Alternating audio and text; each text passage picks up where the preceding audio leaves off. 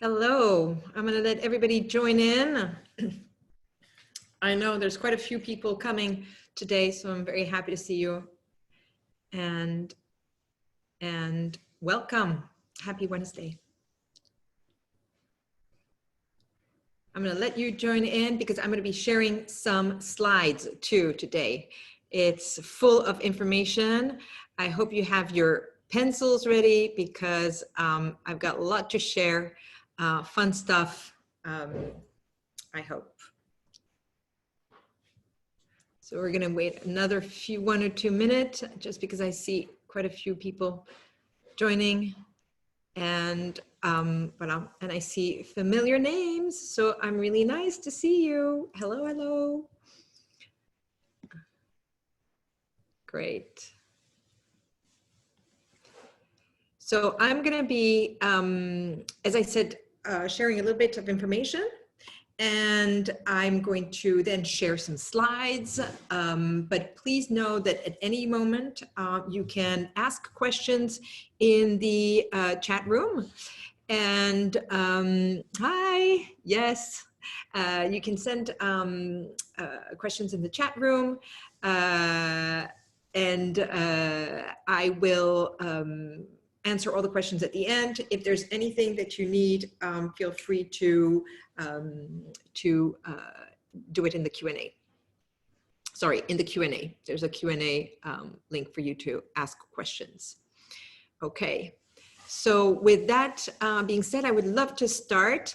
And again, thank you. The more you exchange and you give me feedback and information, the more I can refine this in this webinar. And before I dive in, I know some of you know me. Thanks for being here. And for those who kind of meet me for the first time, I am Agathe Lerolle. I've been an executive recruiter for the past 15 years, which was preceded by some banking, and I did a food startup. But I started in a recruiting boutique firm specialized in fashion and luxury.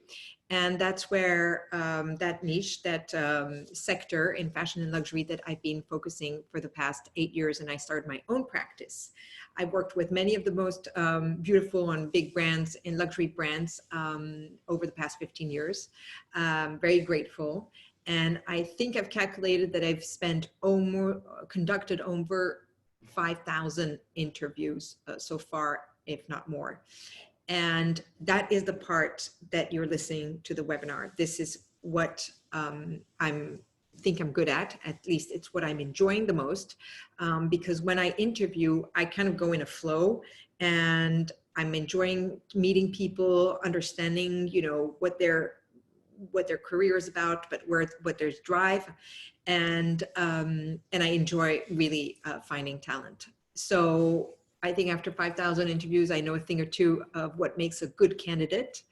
And the challenge, I would say, for most candidates is to get from good to great, because a good interview really takes you to the next interview, basically. So like many companies and many individuals, Sur Mesure had to shift a bit this spring. Searches slowed down drastically, and candidates sent me resumes. So I decided to launch a weekly Zoom to focus on career strategy. That's a course I did last spring. And long story short, we had 24 participants, and we all graduated. I all graduated them about a month ago with clarity cards, elevator pitches, and visual templates. So that was amazing. And that's when basically the subject of diversification of network came into place, because I realized that a lot of the success of what the candidates were having, a lot of them got new jobs. We have 3 in retail, believe it or not. Touching wood for one who's going to an interview today. But what I realized is that it was also the power of the group and the power of the network. And that is bulk of the iceberg, not the tip that you see. What happened is that these 24 people networked with each other. They didn't know each other, and all of a sudden they became a group, and a really strong and trustful group. So the reason we're going to dive into networking is because that is where the power lies. We all know that doing new things, which we're asked to do every day these days, is challenging.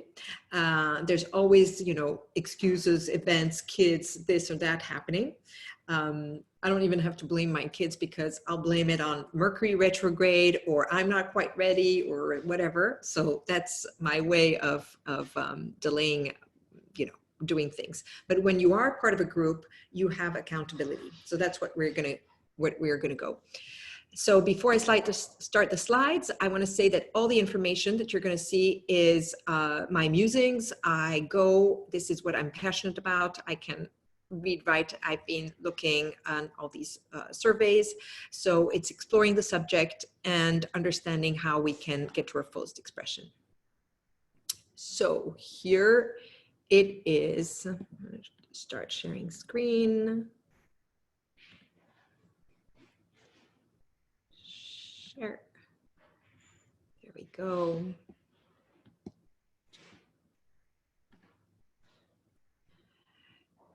There we go. So this is a proverb that maybe some of you know. If you want to go fast, go alone. If you want to go far, go together.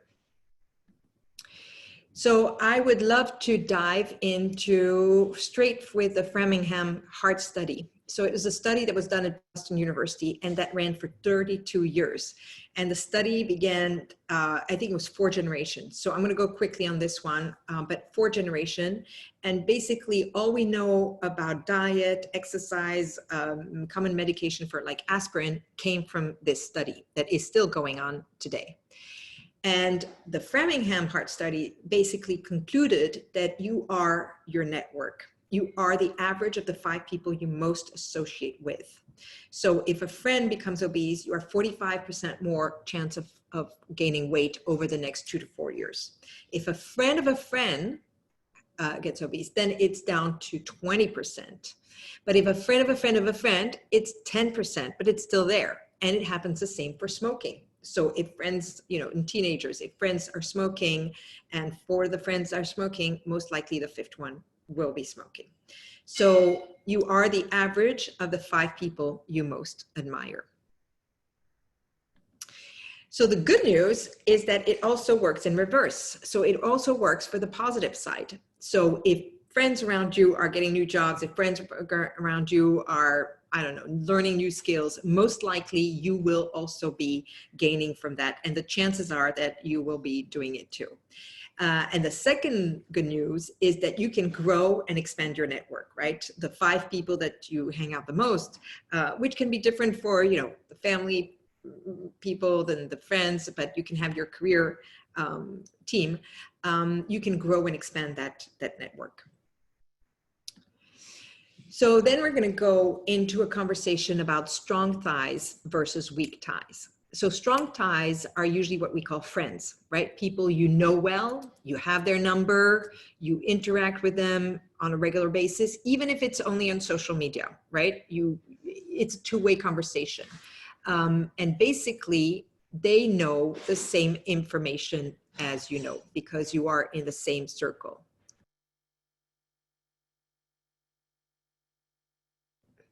Sorry.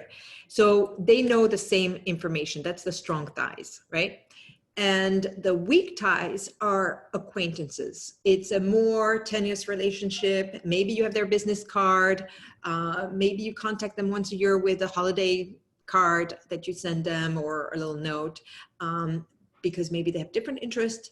And it's usually the type of people that you might contact for a favor, right? Something to ask, because they hang in different circles. So one of the articles I was reading about strong ties versus weak ties is this woman who was saying, you know, imagine that my strong tie is all the red wine lovers, which I like the example, and the weak ties are the coffee lovers, right? And she says, well, I know everything about red wines, etc. But let's say, for example, that there's like a new coffee machine type that uses red wine, I would not hear about it from my red wine lovers. It would come from that coffee circle.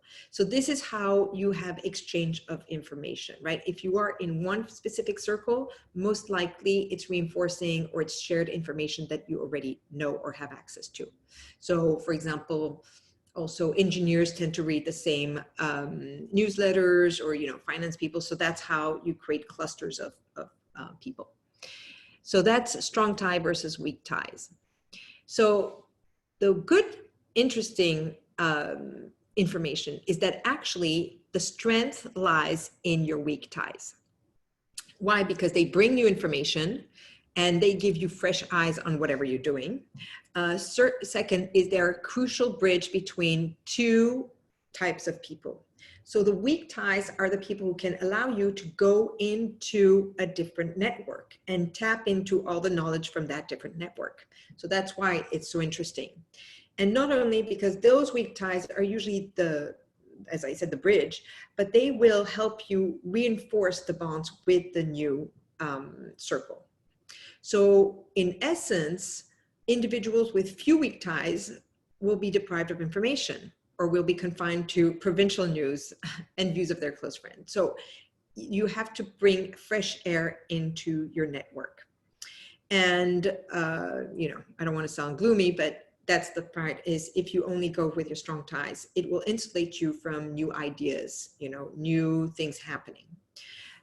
So you would be at a disadvantaged position. So that's very maybe intuitive for most of us, because we always think that, you know, the people we're closest to are the ones who are going to help us the most. But weak ties have actually an interest in helping you connect on to different circles. So these are two studies, but basically Harvard had created a little study for students making job transition.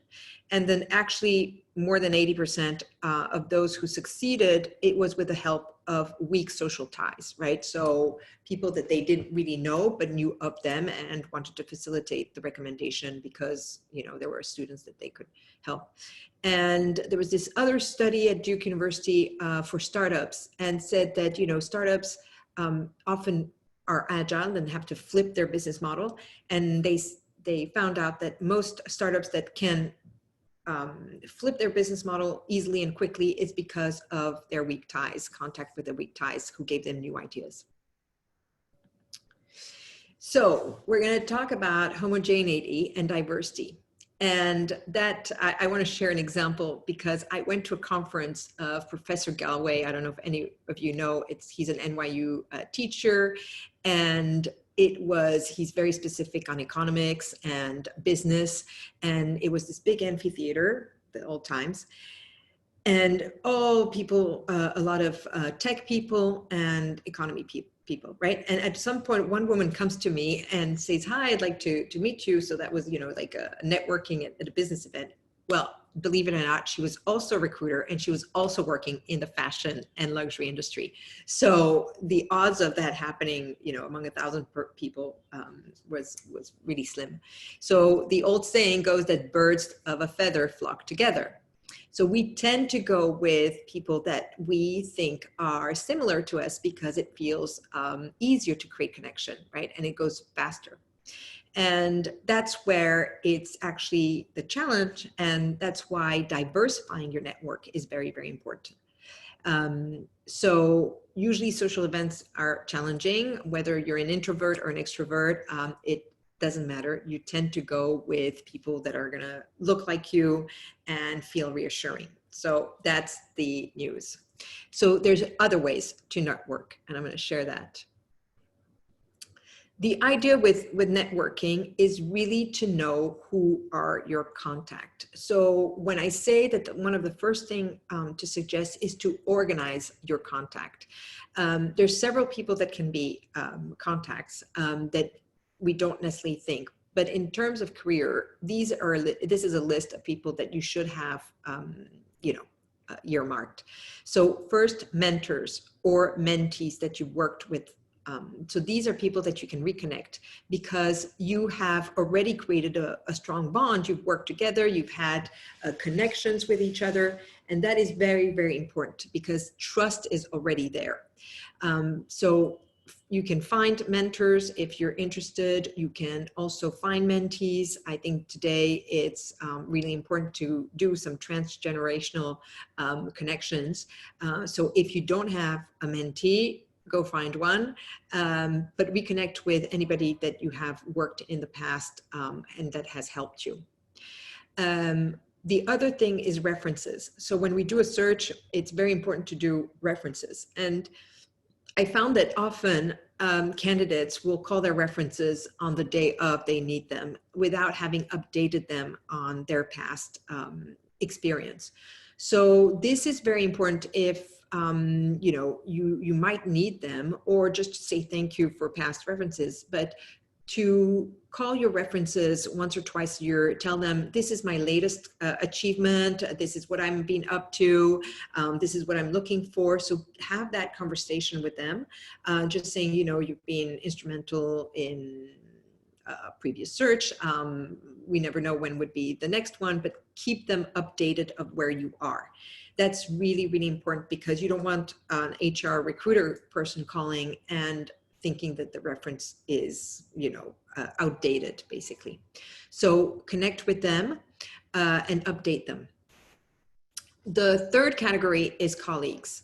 I think today what is happening is that what I see in recruitment and what I see with jobs, I'll give you the numbers. Basically, in normal times, in previous times, recruiters would have between 5 and 10% of the searches. And so that is very, very few. 80% or 79%, 80% of the searches go through networking.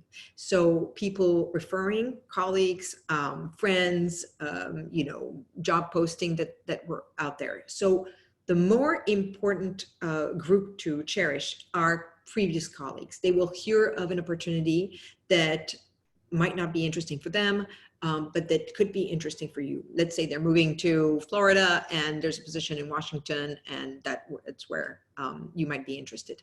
So finding, connecting with people that have been working with you is very important. One of the ways you can connect with colleagues is to offer a recommendation on LinkedIn, right? Everybody loves a recommendation. To receive a recommendation is very interesting, saying, hey, we've worked together in the past. I'd be happy to share with you a recommendation. Maybe you can do the same if they haven't. So that's a great way to offer, you know, something while reconnecting with someone. The last one I want to put is webinar and online conferences. So webinars have been many here, and we're in one. There's been online conferences, there's been courses. There are plenty of new ways of bonding and working together. That's where you're going to learn new things, but you're going to also meet new people.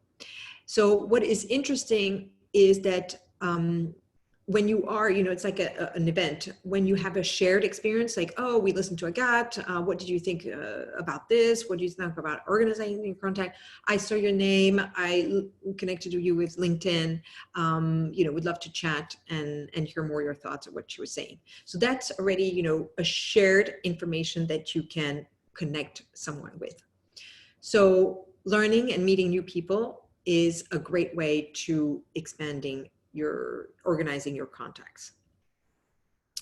One of the steps I recommend is really looking at your weak ties, reaching out to your weak ties. The second is obviously finding a course or an organization to join and be part of. One of the person who's on the call, we had a conversation earlier this morning, and she is volunteering for an association delivering meals, which I did too. So we bonded on that and we connected over that. But that's where, you know, we were saying, you know, you meet very, very different people that you would have never had a chance to meet, especially in New York.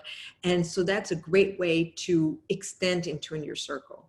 On one of my visits, I met this young guy who was a sneaker reseller, and he had all these sneakers, and it was his passion, and he was pretty good at it.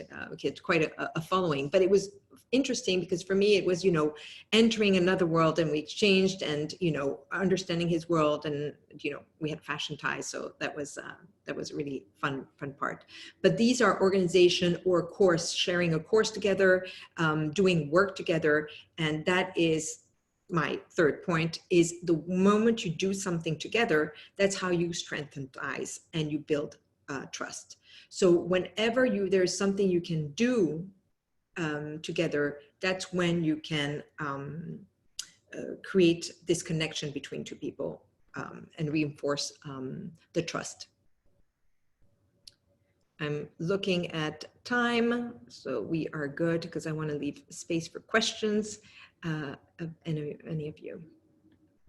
So I'm going to do a plug. This is what we did. So what we did this spring was to create a method to refocus on your career. And what we did is we worked 3 hours every week for 3 months. We had a group of, in the spring, 24 people. And they were all diverse in age, race, industries, and they all connected together.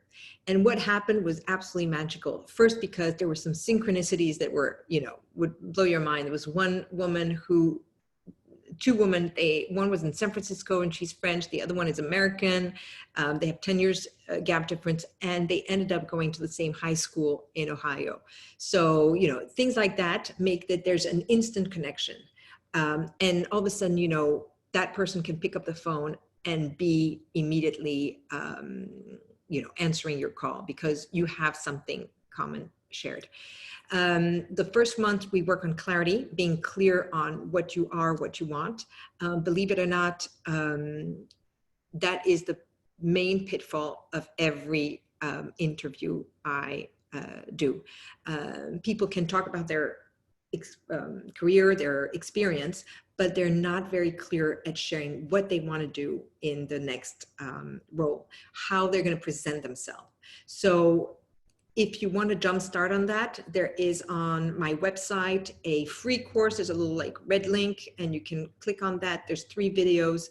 These are 3 videos that you must see if you're going to an interview. It will give you the first steps on clarity, what your hard skills are, what your soft skills are, and how to share that with an HR, a recruiter, or anybody that you are hoping to make a contact for your work.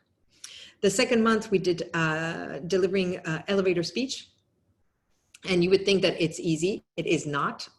That's the fear of talking, but the fear of talking too much, the fear of being, messy, of not knowing what to put and what to add. It was really, really powerful, especially because we had a theater instructor share with us some of the exercise. And finally, we put all that together in a visual template, which is essentially a resume in a visual form that is more personal, that were really brilliant and that people could share with each other. So there's a start date on September 21st. And that's what I want to conclude is the more diverse your network, the richer the opportunities you will receive. It's really, really important these days to cast a wider net to with whom you are conversing. So want to make sure I said everything, but if you have any question, let me know. I'm happy to answer any question, and I hope this was useful. The idea is really the concept is you are basically very porous to the people who surround you. We have, maybe you have your gym buddies, or you have your, girlfriends that you talk to, your mom friends of friends of your children. But this is very important, is finding people to talk about your career. Who are you discussing your career with? How much time are you spending? So I always say that the idea is people, spend, invest in their gym, right? They buy the Lululemon pants, they buy the trainer, they, the yoga mat and everything.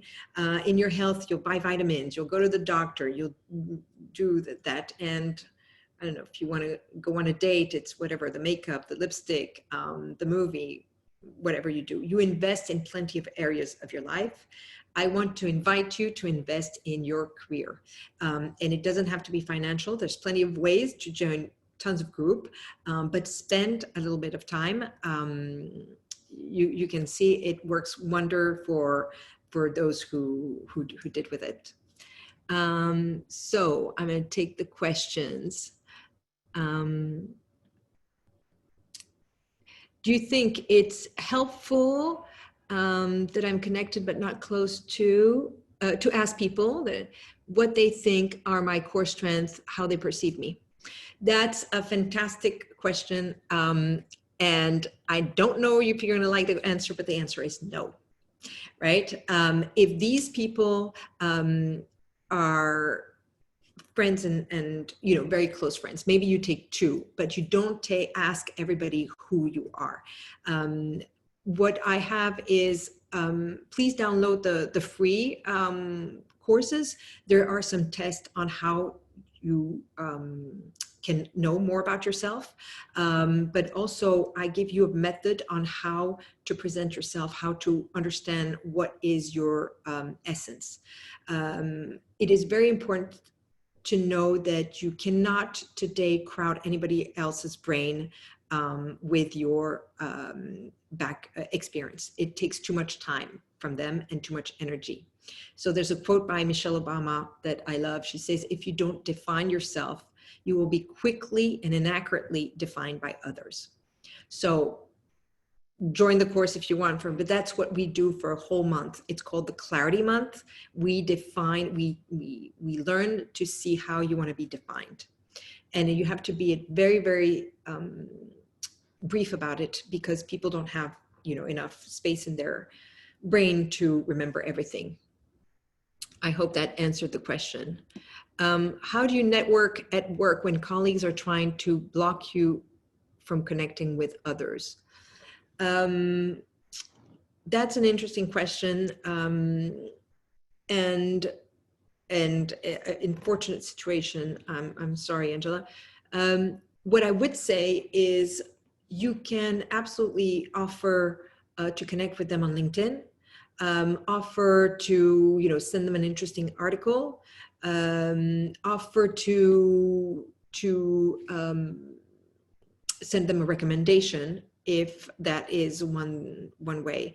I don't know why they would block you. I don't know if it's legal to do so, but you can send them a note also, or drop them something at their store if they have a location. If they have a location. I have another question.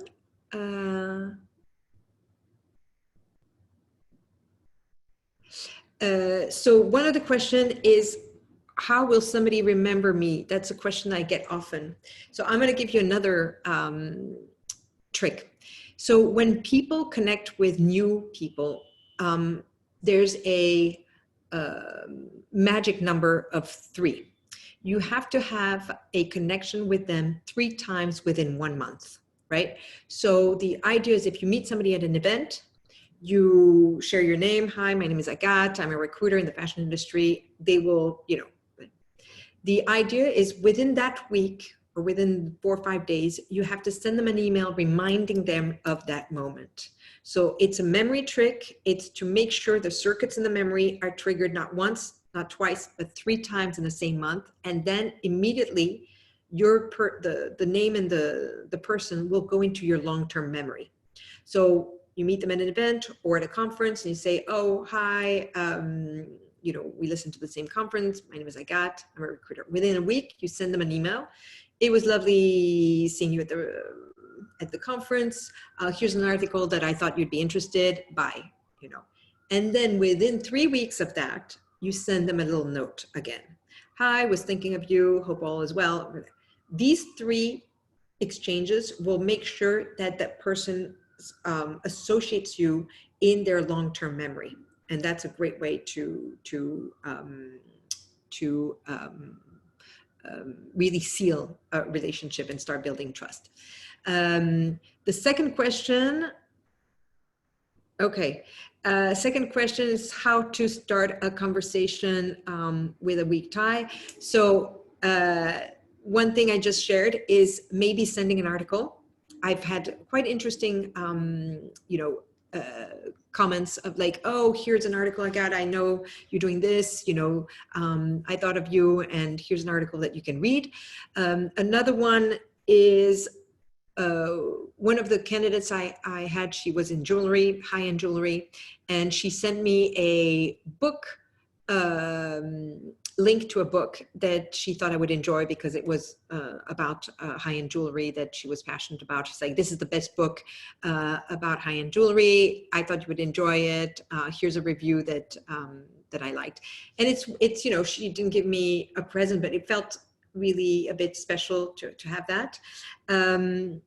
I've also received a quote, which was really nice. A candidate that I worked with had sent me a quote, and she said, in these times, this is my new motto. I thought I wanted to share it and thought you would enjoy it. And one thing I saw on LinkedIn that I thought was brilliant is a gentleman who had put his Calendly and said that every day at 5 p.m. he would do a coffee break for half an hour. And he put the link with Calendly, where you can sign for people, and people could sign. So his friends, acquaintances, like, we haven't been in touch for a long time. I just wanted to see how you were doing. Here is a link. You can book a half hour with me, and every day at 5 I have a coffee and we can share half hour together of conversation. So I thought it was a really nice way to set up a form of appointment. More questions. This is great. How do you network? What is the best way to network and stay on the radar of people in other countries? Ooh, David, that's a good question. So I think, sharing, maybe if you've seen news about that country that, you think would be interesting. But now that I think of it, so I have one candidate who's in Italy, in Rome, and I just saw this new website with Italian fashion that was being promoted, and it was in the US. So I sent her the link and said, oh, here is how, Italy is seen in the US, and this is, what we see of Italy. Hope you're doing well. That's one way. But making an appointment, with them, maybe if they're in a different time zone, saying, oh, every morning at 10, I know it's your afternoon, would love to do that coffee break, and finding a little bit of time with them. Are there any innovative or new technologies in the fashion industry that are available for computer science students? Robotics, interpretation? Yes, Elise, there are plenty of new interesting things. I'll have to look a little bit into it, but I've actually connected with a startup in France that has, and they're developing here, the name escapes me right now, but basically they have developed artificial intelligence for Instagram. So they will tell a brand, like say Dior, they will say, we're gonna scan all of Instagram and see your bag. We can find your model in your bag and see who are the influencers that are wearing it, and see, the rate of growth and everything. So let me do a little bit of work and on my screen, and I will email you. I want to ask you, if I'm not connected with you on LinkedIn, please DM me, please send me a connection, and you can send me a question over there. Okay, so DM me, Alize. I will write down your name, but in case I forget, I will find that there. What method would you recommend to reconnect with a contact that you haven't spoken to recently and aren't sure what they have done in the gap? Send email, text, etc. If you have a phone number, I think a text is really nice, just because mails are really flooded. But sending an email, I sent actually emails to 3 people yesterday that I hadn't connected for a long time, and I wanted to hear how they are. And I just sent a very, blunt email like, hey, I was wondering how you're doing. Are you going back to your office, your physical office? Just wanted to touch base. It's been, I think I said, it's already September. We haven't spoken in so long. So it's leaving it an open-end question is a good trick. Oh, I'm going to give you another trick that so I've been doing this masterclass online, and it was the art of negotiation. It's a gentleman who negotiates with terrorists and bank robbers and everything. So he shares news on the art of negotiation. And he says that a no is usually better than a yes, because when you ask for something, it can be a yes, but it can be a yes, but I don't really have the time. Yes, I'd love to talk to her, but he says, but people love to say no. So if you can turn your sentence into a no, usually, people will respond more quickly. And so I use this with one of my clients. We are having a search right now, and they've been MIA. They haven't answered in 2 weeks. So I've been sending an email and and they have no answers. So I sent a text, or actually it was in WhatsApp, and I said, hello, would you be against, I'll tell you, because it was would you be against scheduling a quick call together this week? And his answer was immediate. He said, never against that, Agathe. And so he told me yes, but he, was really quick to answer no. So I don't think it's Lee Mealer. I'm going to find the name, Angela, but I'll try to post something on LinkedIn, because it was really, he works with terrorism organization. Here, I love all these questions. So thank you for all your questions. I'm looking on the other side.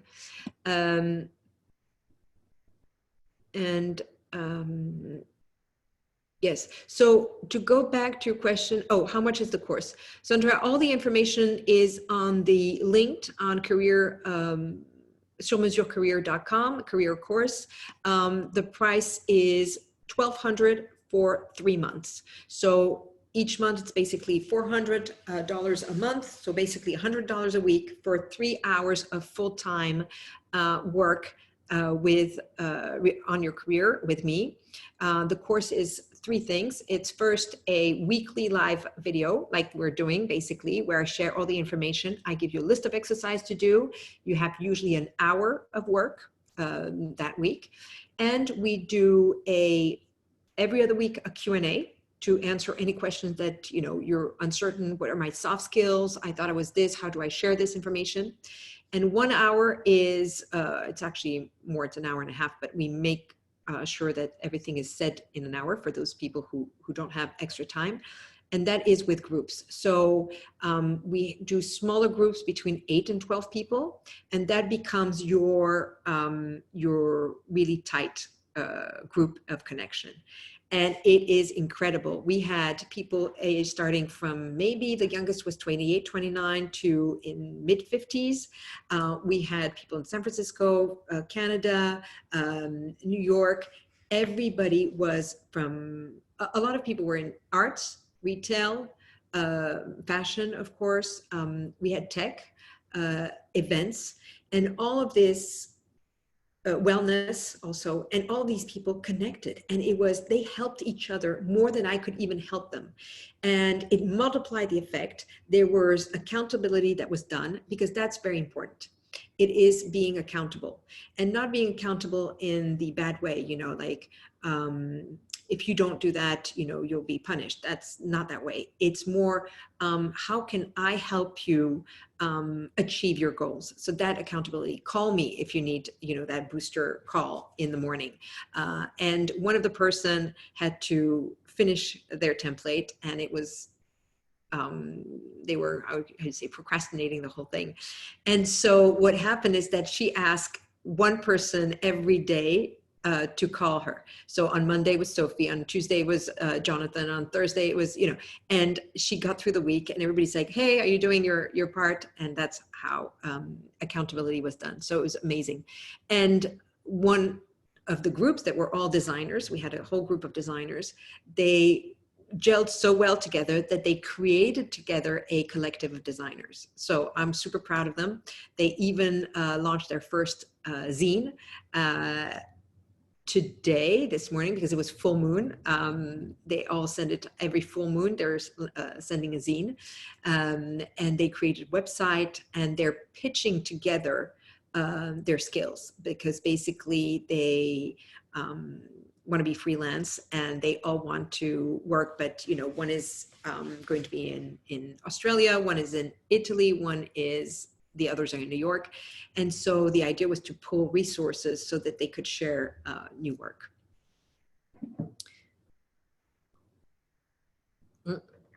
There's more question. Fantastic. Oh no, this one I answered. So I hope I answered all the information you wanted. The idea is really, what I want you to remember, if there's a few things I want you to remember, is really get a small group of people that you can discuss your career. We are living in extraordinary times where there is so many changes happening. But I want you to think that there's a lot of good things happening.